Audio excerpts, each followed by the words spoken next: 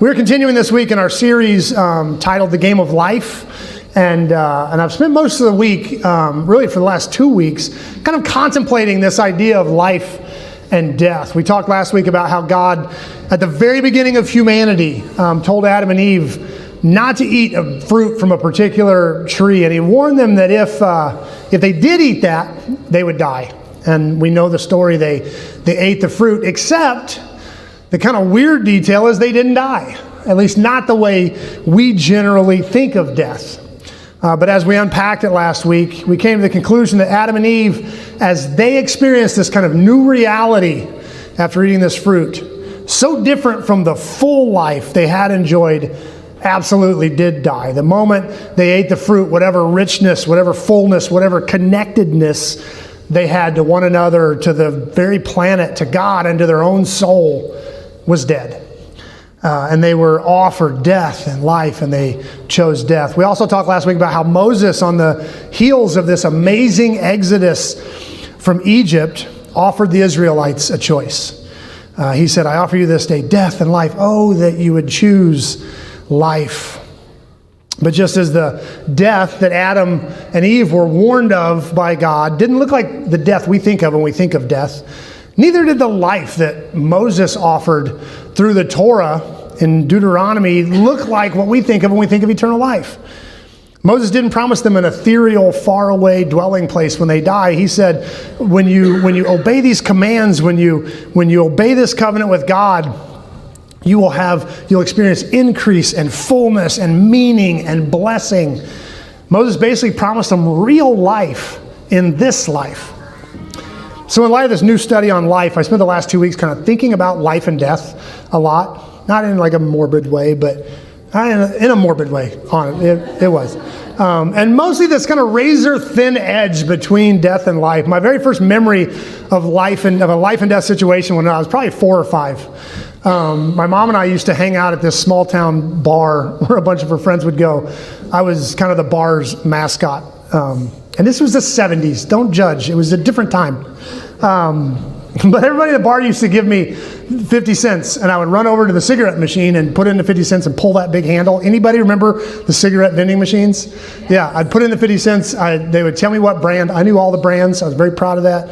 I'd pull the handle. The cigarettes would drop to the bottom, and I would deliver them to my customer. And for this service, I got soda, which was a totally good deal. And this was, like I said, this was the 70s when cigarettes were still good for you and secondhand smoke made you grow big and strong. So stop judging. But I remember one time we were hanging out at the bar and this older guy collapses to the ground. And if I remember right, he was even doing the grab your chest, I'm having a heart attack thing. And I had to actually text my mom to get the details this week because I couldn't remember. All I really remember was my mom saving this guy's life. And my actual memory was that my mom was like totally and completely bossy. And what I mean by that is she took total control of the situation. And I'd never seen this side of my mom before. My mom's a lot like me, which means she's kind of equal parts genius and total airhead. And so when you meet her at times, you're like, that's the ditziest woman I've ever met in my entire life. But then when you see her in her element, she's easily the smartest woman I've ever known. And so, at this point, I had only known mom. I'd never even seen nurse mom. And so when this guy hits the ground and my mom takes over, I was like, in my 4 or 5 year old mind, I was like, my mom is like a superhero. She just completely snatched that guy out of death, What was funny when I text my mom to ask the details, what I was actually doing is asking if he lived, because I couldn't remember. And I was like, that'd be a terrible sermon illustration if the guy just died. But he did live. But what my mom told me was that actually what happened, and my mom's actually watching today. Hi, Mom. What actually happened was the guy hits the ground, grabbing his chest, and somebody starts doing CPR without taking a pulse. So this guy's like, and my mom, knowing how it works, checks the guy's pulse. He's got a steady pulse. My mom is like screaming at this guy, you're going to kill this poor guy. Get off his chest. This guy's trying to establish a secondary heart rate, and so my mom has to basically push everybody away and go, you guys are all idiots, get back. And that's what I remember with my mom. Like, man, my mom is a boss. Like, look at her go. But we all have stories like this. We all have these moments where we experience something really, really close to life and death, And it kind of, and even some of us have the moments where we're like, I don't know why I'm alive, honestly. I had one of those. I was in a car wreck, and somebody T-boned me going about 45, hit my door, smashed my side of the truck all the way to the gas pedal. And I wound up in my buddy's lap because I was not wearing my seatbelt. I'm one of the really rare people who's only alive because I wasn't wearing my seatbelt. And my truck, like, where I was sitting was gone, and I wound up on the other side of the seat with nothing but a bad bump on my head and a really sore bruise. Like, I don't know why I'm alive. I have no clue. And here's the worst part. I got a ticket for not wearing my seatbelt. Yeah, that was ridiculous. But all of these stories feed our fascination and even our kind of mysterious, superstitious relationship with life and death. And into this kind of mystique steps Jesus. And he says loud and clear, the thief comes to steal and kill and destroy, but I have come that you may have life and that you may have it more abundantly. So if this is why Jesus came, if this is why he lives the life he lives, if this is why he dies the death he dies, and above all else, if this is why he raises from death to crush our greatest enemy, then we should know what this abundant life is all about. Well, last week we broke down yet again the 4 areas that Adam and Eve really died. These 4 deaths shape a lot of what we do around here.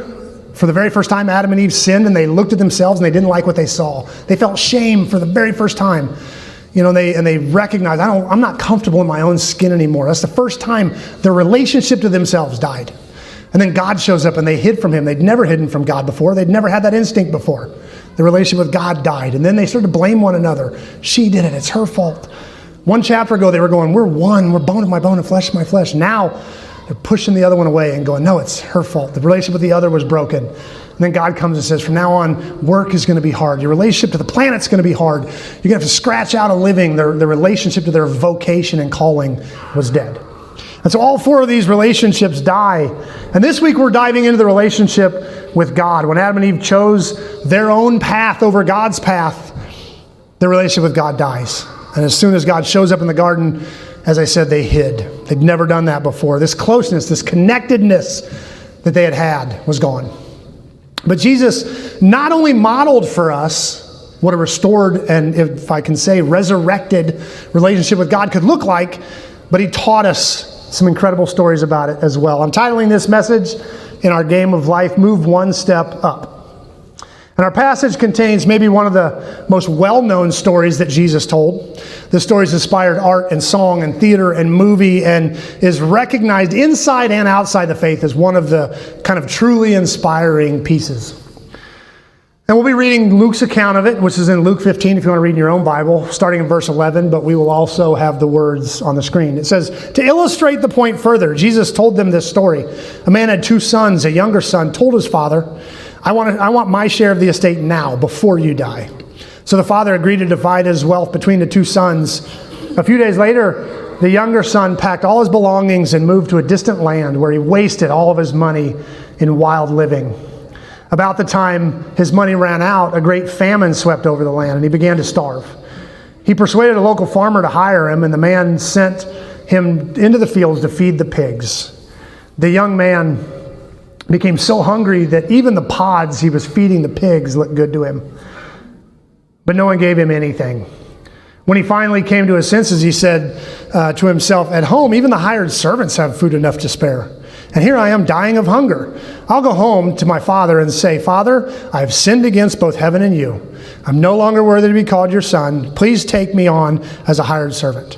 So he returned home to his father. And while he was still a long way off, his father saw him coming. Filled with love and compassion, he ran to his son, embraced him, and kissed him.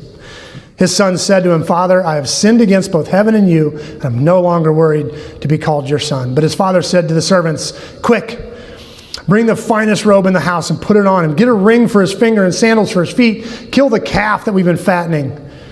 We must celebrate with a feast, for the son of mine was dead and has now returned to life. He was lost, but now he's found. So the party began. Meanwhile, the older son was in the field working.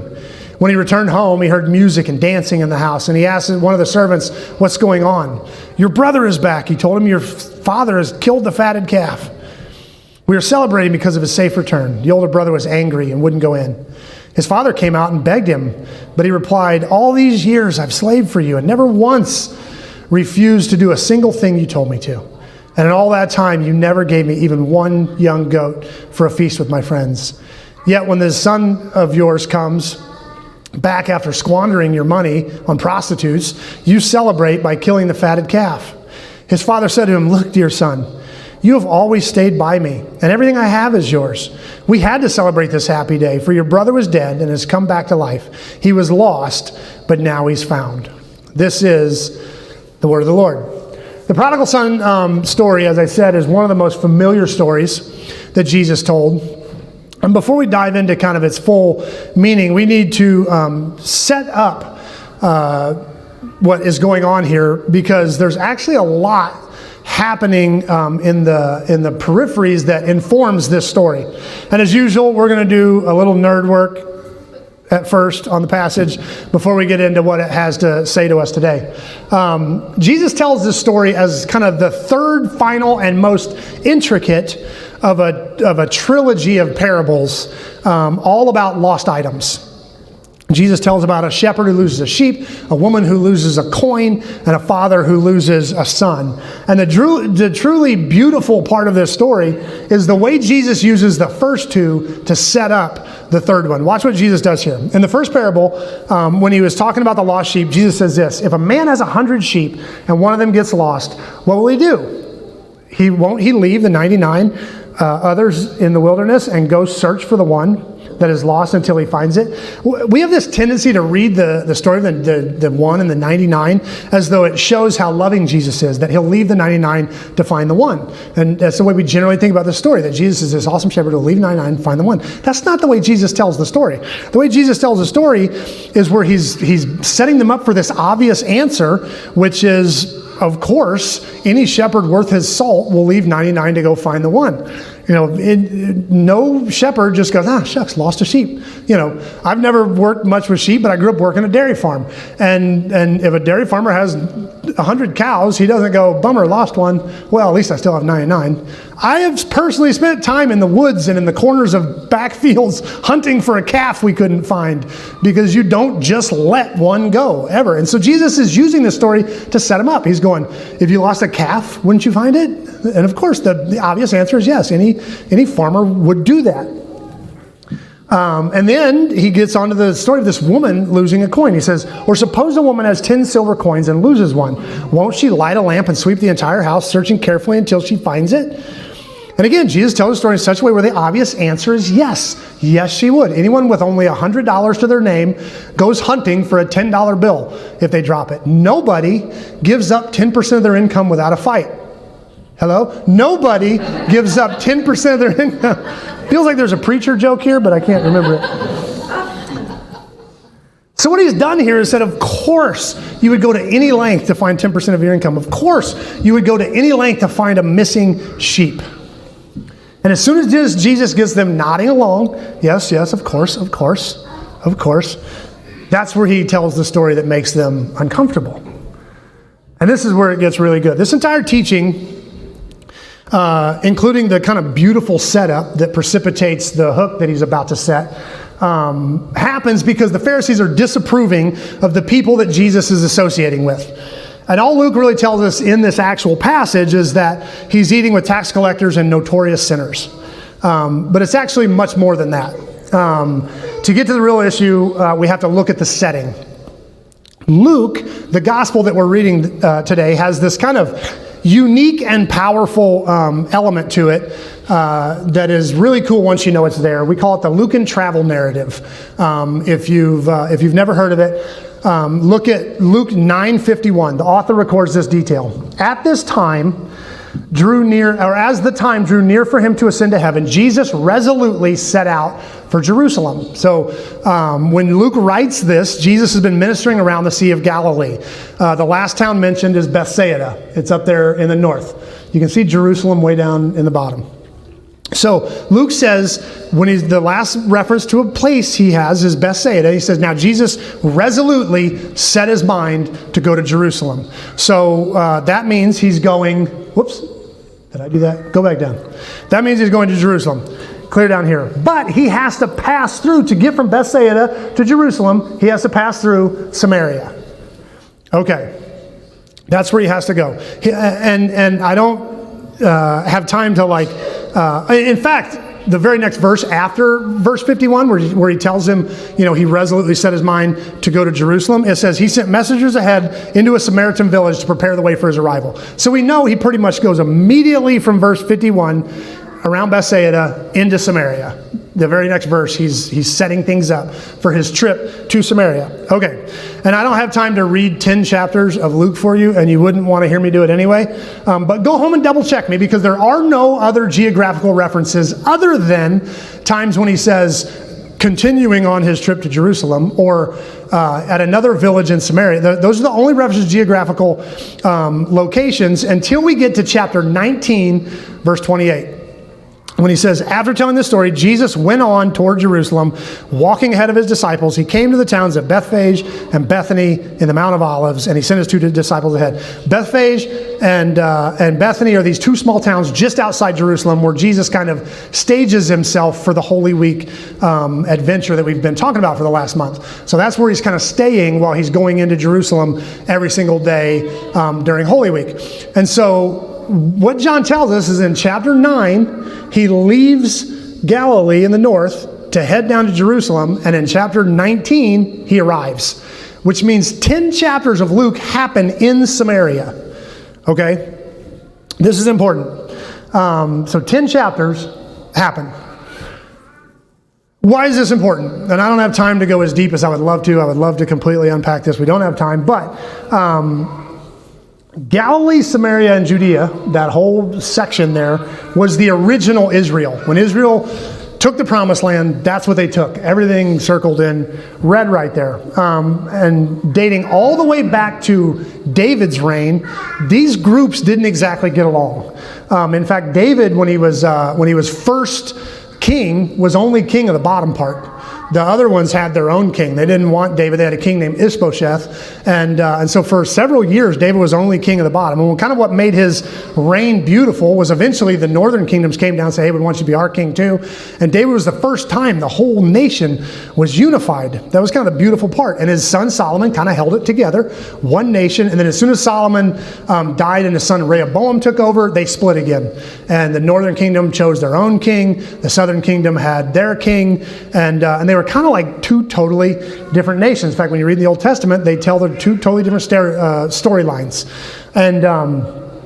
And the northern kingdom tried to worship God for a little while, but they had some problems. They didn't have the ark. They didn't have the temple. They didn't have any of that stuff. So they're kind of doing this adapted worship of God, but not really the way the Torah outlined it. They don't have any place to do sacrifices. They're kind of building their own places of worship. And eventually they just leave God completely. And they push God too far. And despite God sending prophets, they wind up being taken captive into Assyria. Another nation came and conquered the northern part. And not long after that, the southern part does almost the same thing, and they get conquered by Babylon. So both nations separately get conquered by two different nations. And here's where the divide really gets deep. While the southern group is in Babylon, they work really hard to stay Jewish, to maintain their Jewishness. They created the role of the rabbi. They canonized the Old Testament scripture. They created the synagogue where they could all meet and stay together and be and act and live Jewishly. I don't know if that's a word. But they worked really, really hard to stay Jewish. In fact, when you read the book of Esther and how Naaman wanted to kill all the Jews because they were so different, that's kind of a testament of how successful they were at maintaining their Jewishness and what risk they took in doing so. And so they're being very, very careful to stay Jewish. They even kind of reinterpreted the Torah to where they believed you could rather than having a sacrificial system, because they don't have a temple, so they can't do sacrifices, they kind of reinterpret it where you can live good enough that you could actually be holy and not need the sacrifices, because they kind of had to, because they couldn't do sacrifices. And so meanwhile, while they're working super hard to stay very, very Jewish, the northern tribe just fully embraces Assyrian culture. They adopt the lifestyle and the worship practices and the language, and they even marry Assyrian families. And so they just kind of wholesale give up their Jewishness and become Assyrian. Most of these practices would have offended a Jew anyway, but when you're the Jews that are working really, really hard to stay Jewish, it really upsets you that the other side is not. And as much animosity as this caused, a couple hundred years before Jesus, we talked last week about the Maccabees, or maybe 2 weeks ago about the Maccabees coming and reclaiming Israel from Antiochus Epiphanes. It was the first time Israel had been free in a long, long time. And after they freed Israel, the lower kingdoms anyway, kind of around Jerusalem, Judea, they went on an evangelistic mission up into Samaria and the north part to say, hey, come back to God. It's kind of let's wipe the slate clean and come back to God. Galilee, up where Jesus is from, said, yes, we want to be with God. So they kind of embraced the Jewish life again. This kind of huge revival happens in Galilee, and a bunch of the northern kingdoms come back. Samaria in the middle says, no way, we're not having it. Get out of our land. And so as though the rivalry wasn't deep enough, the southern kingdom going, okay, we'll take you back. Let's just be one nation again. That middle chunk going, we don't want to, really kind of established once and for all, these tribes are lost. They're reprobate. They're not us. You may grow up in school with like a real rival, like a real school rival. Anybody hate the Raiders in the 90s? Like, remember that? Remember how much they're criminals. I think most of them, do drugs. Like you just hated them for whatever. I grew up in a town that had like a real rival, Tonganoxie. Anybody from Tonganoxie? Good, we can talk about them. That makes it way more fun. When I was in high school, we hated Tongi. When we went to the bathroom, we called it taking a Tongi. And that's what our coaches and teachers called it. Like we hated them. And my junior year, it got like bad. Like several people got beat up at parties. One time after a rain, a bunch of them in a big 4x4 tore out in my coach's front yard and just trashed his lawn. Somebody broke out the windshield of my truck one time when I was parked on the street. Like it was bad and expensive. And the worst part is we had no idea why we hated each other. Like for the best I could piece together, 10 or 12 years before my time, there was like some really important game and somebody won and there was rumors of them cheating. And so we all hated each other ever since. Now imagine that only extended over 1,500 years. Like that's what was going on between Judea in the south and Samaria right in the middle. These are the bad guys. And in today's passage, Jesus is sitting right in the heart of Samaria. He's sitting right in the heart of the bad guys' place. And he's eating with tax collectors and sinners. And what's fun is as you dig into this travel narrative, when you realize this big chunk of scripture happens in Samaria, there's a lot of really fun stuff there. There's a spot where Jesus sends out 72 of his followers and he says, go out and preach in my name. That's happening in Samaria, where he gives his little speech about how rich the harvest is, how we need more people to go out into the harvest. That happens in Samaria. So Jesus once you know the travel narratives there, it's really kind of fascinating how much stuff happened while Jesus is in Samaria, the land of the bad guys.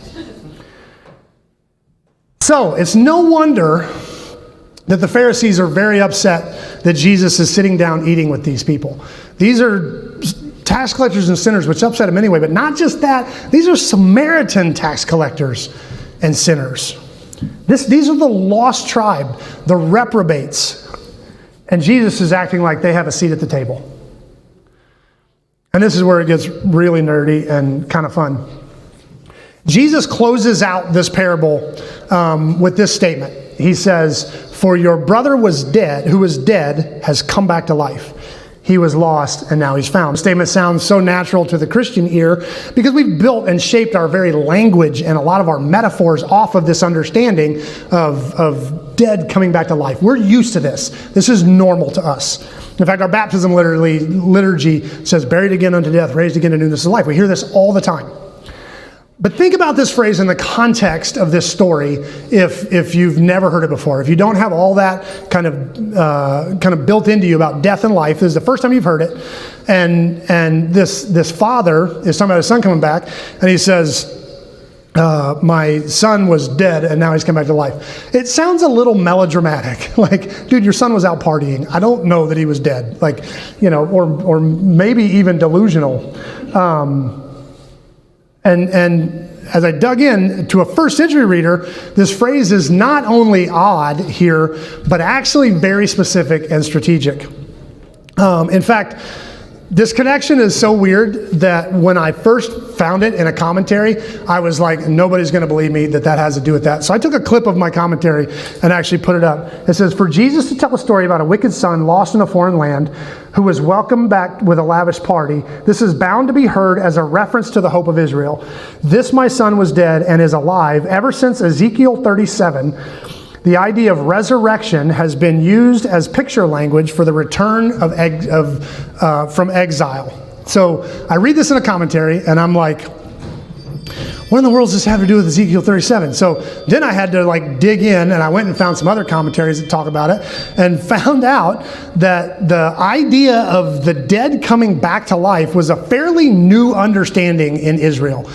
There's really not much about resurrection in the Old Testament. There's little hints here and there, but it's not a bold teaching anywhere in the Old Testament. And it really just showed up in Jewish thought in about a couple hundred years before Jesus. And when we hear about it in the New Testament, how the Pharisees believe in resurrection, the Sadducees don't believe in resurrection, and they kind of try to get Jesus trapped in resurrection debates. It was a hot debate in the time.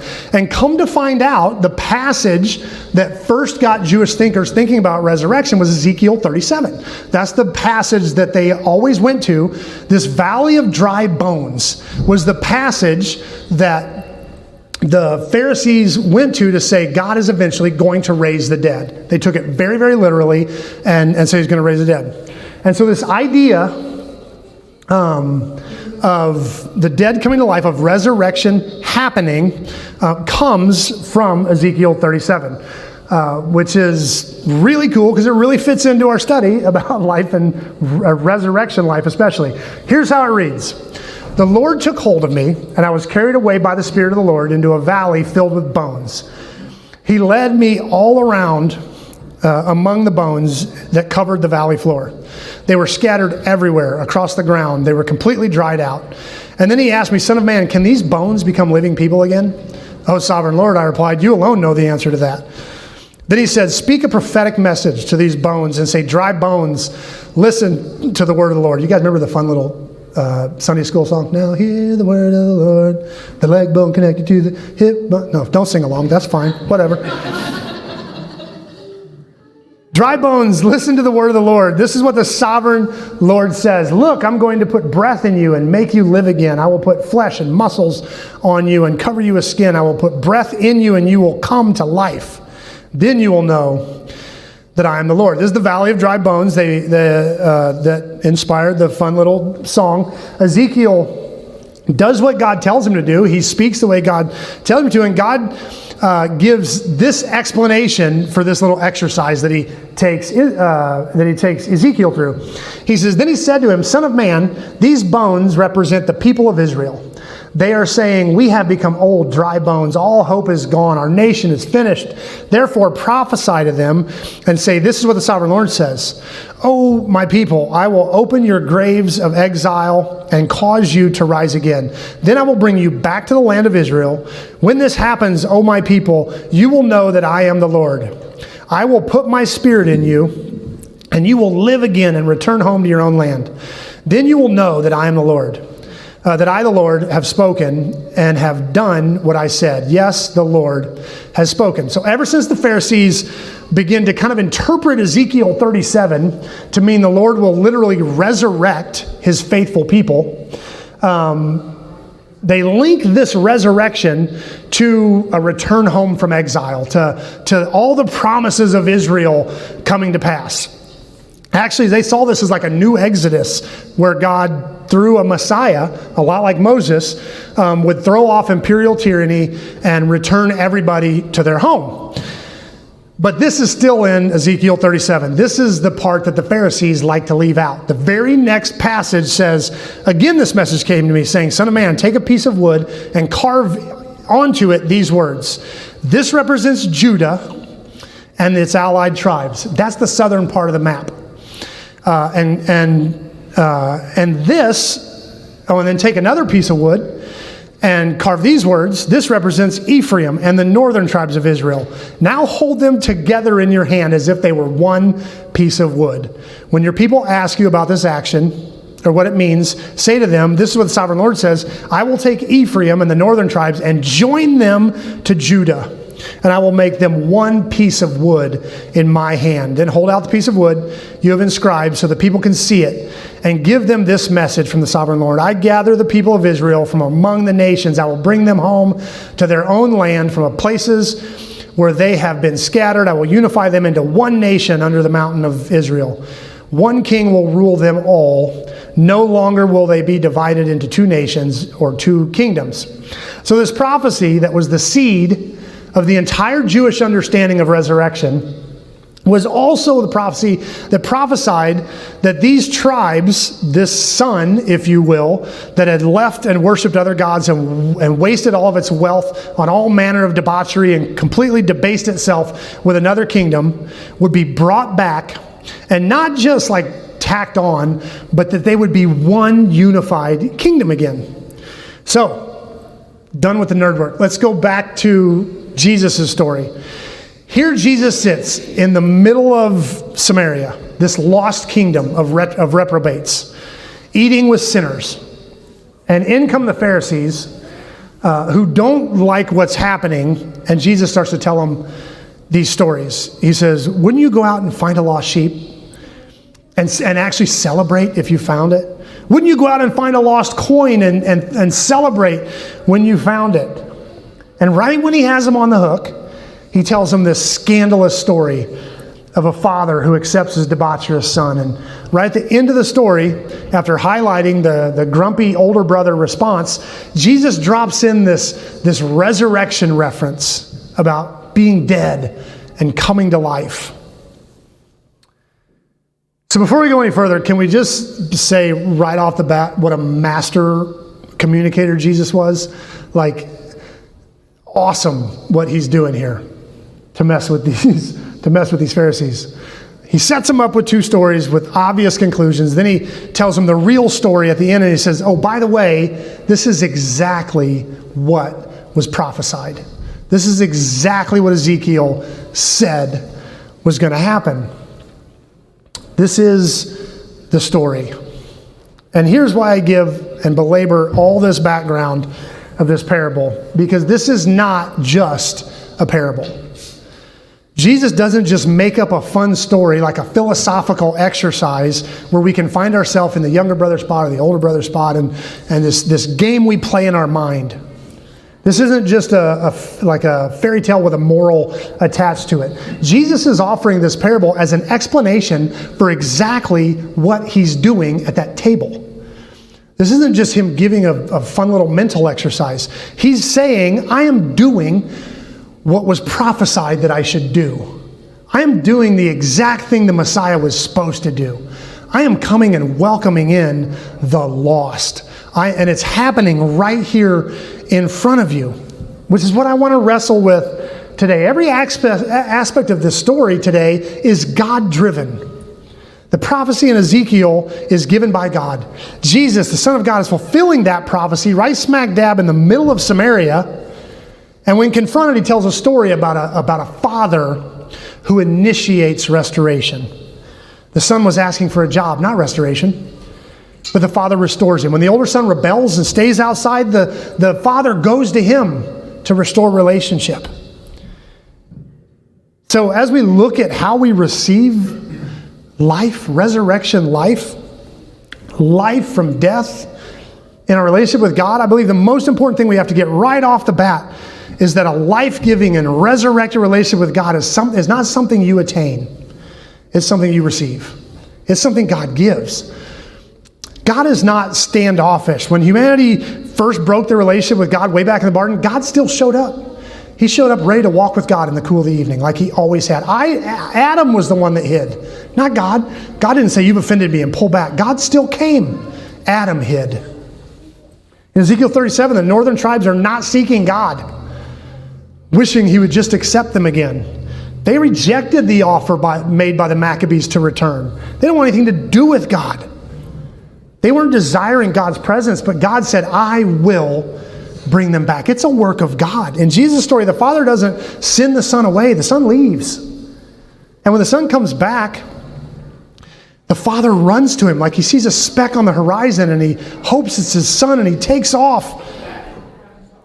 The older brother doesn't come storming into the party, kicking things over, saying, this has to stop. He pulled back from the Father and the Father comes to him. God is always drawing near to you, to me. We don't earn our way back to God. We don't build up a spiritual pedigree so we can finally experience a full and rich relationship with God. That is not how it works. In fact, I think the way it usually works is the way it works with the younger son. He comes back looking for grace. He really does. I mean, he was asking for a job, but not like a normal worker would ask for a job. He's coming back like as a son asking for a job. I think he's pretty sure he's going to get the job because he's a son. You know what I mean? Like, so he comes asking for grace, but he has no idea what grace is. He comes like asking for a sip of grace, and God does the like victory Gatorade bucket dump of grace on him, you know, which is the way I think it usually works for us. We want grace. We just don't have any idea what that means. But he obviously has no idea what's going to happen. And when it comes to the older brother, see, a lot of people have a hard time with this one because the older brother kind of gets treated badly. But this is the most jarring statement in the whole parable for me sometimes. It says, my father, said the son, this is talking to his older son, look, my dear son, you've always stayed by me, and everything I have is yours. I mean, the way Jesus tells the story, he's obviously indicting the Pharisees for not accepting the restoration of the Samaritans.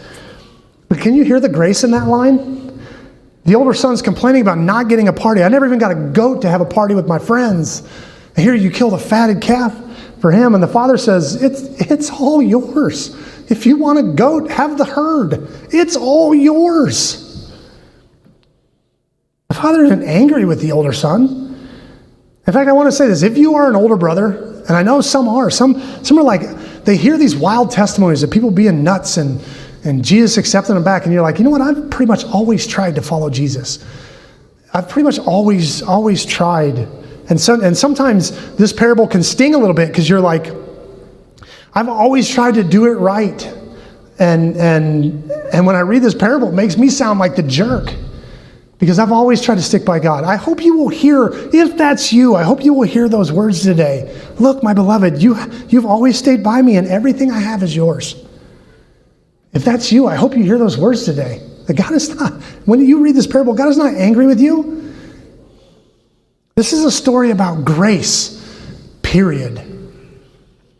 Jesus is demonstrating every day that he's in Samaria, that he has a heart for restoration, for life. He came to resurrect dead relationships in the deadest of dry bones. God is not hiding from us, so stop hiding from him. How do we respond to this? Chronologically, the book of Genesis, it's the relationship to the self that breaks first. The moment they ate, they looked down and saw that they didn't like themselves anymore. But we decided to treat with the relationship with God first, because I will say this, when it comes to restoring broken relationships, if you don't get the relationship with God restored first, you don't stand a chance on the other ones. So we decided to do this one first. And peace with God. If you don't find peace with God, I love Romans 5:1. It's my favorite verse. It says, now that we've had this redemption in Christ, we have peace with God. Peace. How many of us really experience that? Like, we have this tendency to, like, we're a little bit afraid of God. We're trying to impress God. Like, we're really scared when we mess up. But according to the scripture, we have peace with God. God's the one cheering you on. When you fall and get back up, he's the one going, awesome, get back up. Yes, go. He's on your side. And peace with God is on offer today. As I said, Jesus wasn't just telling a story about a man with two sons. He was explaining what he does. He was explaining, this is what is happening. It's what I'm doing in Samaria. It's what I'm doing in Wellsville this morning. And all he asks us to do is accept him. That is it. Stop hiding. And I promise, when you turn to God, looking for grace and life and relationship, however much grace you are hoping for, he is going to dump way more than you request. Because you need way more than you realize. which is okay because you are far more loved than you ever dreamed. And the thing that I love about this link between the prodigal son and Ezekiel 37, these bones, is frankly because it really fits into our story for this series. When we're talking about resurrection life, to want to tell a story about a prodigal son being reunited with his father, which is the story I wanted to tell, and then finding out that that's linked to this story about literal resurrection is pretty awesome. And honestly, I've had this really weird relationship with Ezekiel 37 for about a year now. About a year ago, the song we opened with, Rattle, came out, and I loved the bluesy kind of rock groove to it, so I played it all the time, and my wife heard it, so it was kind of stuck in her head for a while, and then when she was doing her read through the Bible plan, in a year that she does every year, she hit that Ezekiel 37 passage with that song kind of in the back of her head. And normally I think she just we've always kind of cracked jokes about Ezekiel, and she normally just kind of skipped over this because it sounds a little weird and zombie-ish, and frankly, Ezekiel has this tendency to sound like he was on some really great hallucinogens every once in a while. Like Ezekiel's a trippy book, for real. And so, but this time with that song in her head, it kind of grabbed hold of her, and so she started working on me. She was like, "Hey, you really need to teach on Ezekiel 37." And I was like, "Babe, I can't do it. Ezekiel is a drug dealer and like a druggie, and that's too deep waters for me. I can't do that." And so then she started getting sneakier. Every time I write a sermon, I let Esther read it, and she proofreads it and fixes my spelling and things like that. And then she also reminds me of some of the stories that I tell, like, hey, that one story would go good here. And so whenever I tell stories about Esther, I have to hold them back until after she's proofread it, and then I can put them in. But for the last year, every time she proofreads a sermon, she was like, hey, you can say something about Ezekiel 37. I was like, babe, it does not fit this passage. I can't just cram it in. And it's weird. I don't know what to do with it. I have no idea what to do with Ezekiel 37. And then when I'm reading this week and my study leads me straight from the prodigal son story into Ezekiel 37, it was pretty awesome. In the midst of this story that we all know so well about this rebellious son and this judgmental brother and this incredibly loving father is this reference to resurrection. My son that was dead has come to life. The reference to God speaking to dead things and bringing them back to life. And this isn't just God showing off. This is God in his grace saying, not even death will keep me from you. This is a father saying, you cannot get so far away from me that I can't speak a word and bring you back. This is a God saying there is no problem so big and so complicated that's been there for so long that I can't bring it back to life. These bones were dead and dry and forgotten, and God spoke, and little by little, the pieces began to come together. And yeah, if you catch a work in the middle, it can be a little gross and weird. If you saw the middle of this process with just the muscle and sinew hanging off the bones, it might have looked creepy. And a lot of times we're that way. You catch us in the middle of a work and it doesn't always look great. But he who began a good work in you will complete it until the day of Jesus. So as we consider today what real life looks like, as we consider these broken and beat down son, watching his father sprint across the lawn to him, as you consider God who has the power and desire to speak life into things that seem beyond saving, let me ask you, what is rattling in your soul today? What is God calling to life? What is dead and needing resurrection? We serve a God who dumps lavish grace on those who turn to him. There is no son, there is no Samaritan, there is no Pharisee, there is no skeleton, there is no Tonganoxie chieftain who is so far that God can't bring them back to life. But there's a catch. There's always a catch. In the same hopeful passage where God shows Ezekiel that he can raise dead, dry, forgotten bones to life, That there is no dead that is too dead for God. And in the same passage where Jesus describes a father's love that overcomes anger and outrage and embarrassment and disappointment and hurt and fear and sadness to celebrate a son's restoration, in both passages, there's a warning. As good as it feels to be restored and accepted and loved and resurrected by the grace of God, I can promise you that God is going to extend that same grace to somebody that makes you really uncomfortable. In both passages, God says, write Judah on one board, write their enemy on the other, and stick them together. Who's on your other board?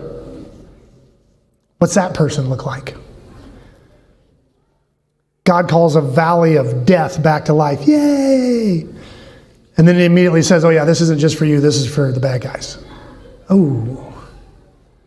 God tells a story of a son's return and reunion to his family. Yay! But he warns about how uncomfortable that makes the other brother. Ooh. You know what I would think would crush the darkness today? What I think would rock this world? Two things. When people learn to stand in the grace of God, for one, we know that.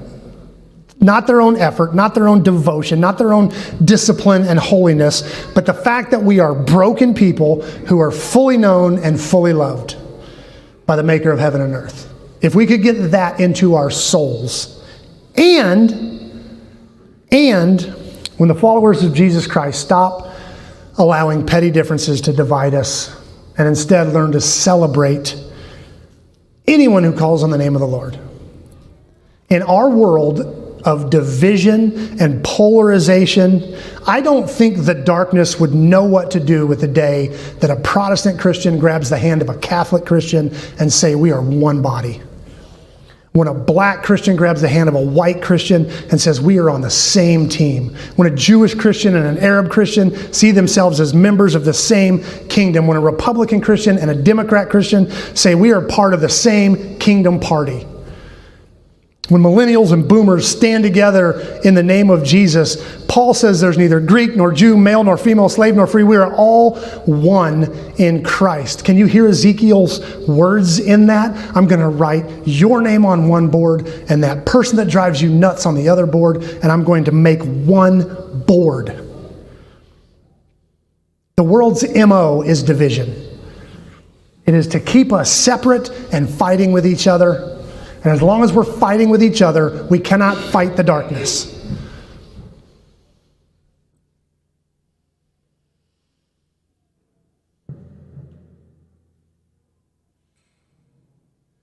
And I know we're supposed to be focusing this morning on seeing resurrection life in our relationship with God.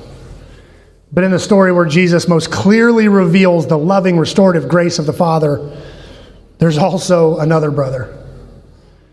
Which makes sense considering Jesus says the most important thing to remember is love God and love people.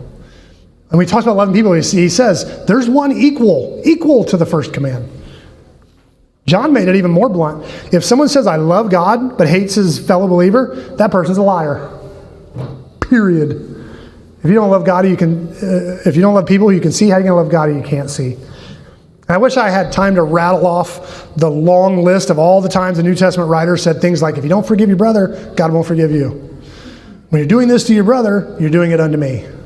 And on and on and on and on. It is maybe the biggest theme of the New Testament. So I guess the way that I would love to respond to this message would be to see the deep and inseparable link between a resurrected life with God and a deep, loving acceptance of people. And then go act on that. The father in Jesus' story commends the older son's faithfulness. He's certainly not recommending like lawless living. You should run off like your brother did. No, that's not what he says. He says, everything I have is yours. The only problem he has, the only beef he has with the older brother is that he won't accept and love the younger brother. So this morning, God is open to us. He's running to us. We just have to accept. People say all the time, God loves you the way you are, but he loves you too much to leave you the way you are. And we usually mean he's going to tell you to stop drinking, smoking, cussing, gambling, dancing. Like, that's what we normally mean. I agree with that statement, but I think it means God loves you too much to let you hate somebody else. He is going to beat on you and work on you and chip on you because his plan has always been to put your name on one, put their name on another, put you together. We titled this message, In the Game of Life, Move One Step Up. I think that's what God has called us to do. Let's go to the table.